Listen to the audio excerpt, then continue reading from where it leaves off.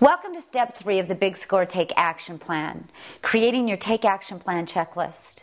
This is one of my favorite steps because in this step, we are going to talk about identifying the items that are affecting your scores negatively so that you can create a plan of action for each item. In my business, I use the home inspection analogy. When you want to sell your home, you hire an inspector, right? They make a detailed fix-it list of the items in need of repair, and the theory is that the more items completed on the list, the more you will maximize the value of your home. Well, it's the same with credit. Your goal is to go through your credit reports with a fine-tooth comb, make a list of the items that are negatively impacting your credit scores, and know that the more items you check off on your list, the better chance you have of maximizing your scores in the shortest period of time. But before I send you off on a wild goose chase, I want to give you some helpful tips on reading your reports. I have to tell you, credit reports have come a long way since I saw my first credit report, which struck me as looking more like Nassau Code than my credit history. But I can promise you that today's credit reports are not rocket science. I have personally witnessed thousands of individuals grasp an understanding of their credit reports after 1 hour of consultation with me. Well, that's because once you learn the basics, you will be able to apply your knowledge to any credit report that you lay your eyes on. If you took my advice from part 2 of this series, then you are starting your Take Action Plan using the reports directly from the 3 credit bureaus. And now I want to share some helpful hints on what to look for as it relates to the format of each. Now, with Equifax, they mix positive and negative trade lines. This makes the Equifax credit report a little more difficult to read than the other 2 bureaus. But as a general rule, Equifax will list public records first and most collections separately. However, sometimes collections are intermingled with the other trade lines, so it's key to review every trade line carefully and thoroughly. Late pays are listed at the very bottom of each trade line under the section title Account History with Status Codes, and the personal and demographic information is on the first page, with inquiries being listed in the back of the report. Now, Experian separates positive from negative all the time.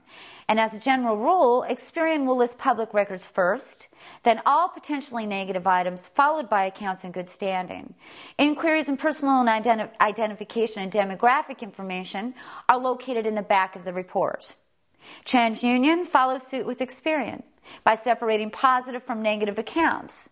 And as a general rule with TransUnion, they will list public records first, then all adverse accounts, followed by satisfactory accounts. Personal and identification and demographic information are usually listed on the first page, with inquiries being listed in the back of the report like Equifax.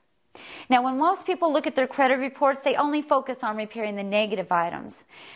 But it is here that I want to stress how important it is to understand that only 35% of your credit scores are made up of negative payment history, meaning that 65% of your credit scores are made up of elements that have nothing to do with being negative, but can bring your scores down. Here are some examples of what type of items would fall into the 65% area. Wrong or misspelled addresses, name spelling errors, good credit accounts not reporting to all credit bureaus, balances and limits reporting incorrectly, spouse social security information reporting on your credit report.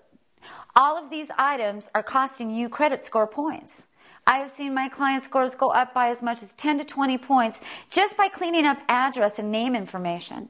So the worst thing you can do is underestimate how many points you can get from items that would otherwise appear to be a waste of time. And this is where you have the opportunity to make instant improvement in your credit scores by simply making sure that all the information being reported is accurate. So the next step is to create a workable spreadsheet that will organize the data and your action plan in a way that will give you instant indication of what action needs to be taken. The most important column in your spreadsheet will be the reason code, and to help you get started, here's a list of 15 of the most common reasons that you would add an item to your Take Action Plan checklist. If any of these apply to the information being reported on your credit reports, you should consider that item negative. The account is not mine. I was never late on this account. Or, this is a duplicate account. The balance on this account is incorrect and there is no past due balance on this account.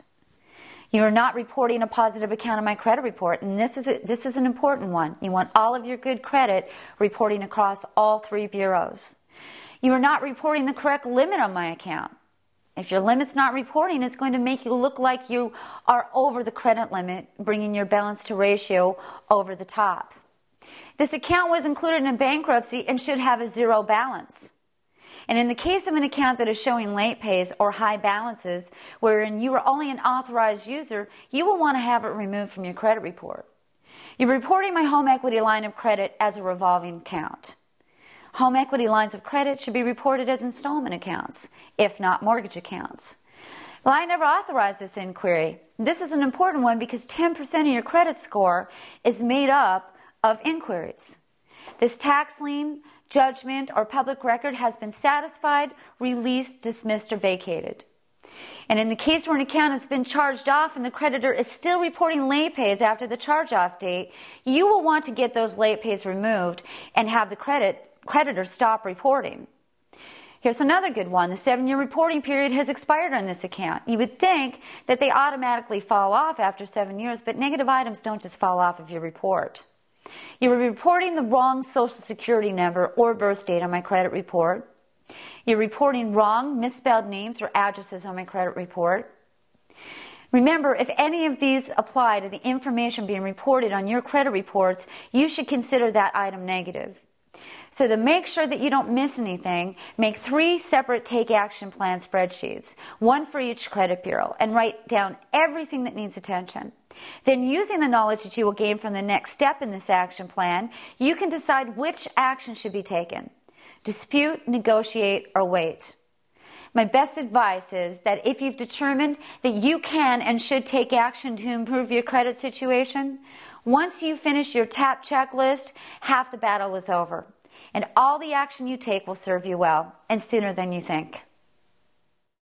Thanks for tuning in to today's session of the Big Score Take Action Plan. Remember, the professional who sent this video to you is someone who is committed to not only helping you find that perfect home or qualify for mortgage financing, but is also committed to your overall financial health. And credit is a big part of that, more than ever before. So if you like this information, call and say thanks, and we encourage you to share it with your family and friends. You can also visit my site at creditresourcecorp.com to learn more about credit score improvement and to order your own copy of my book, The Big Score, Getting It and Keeping It. This is Linda Ferrari saying bye for now, and remember, it's never too late to take action.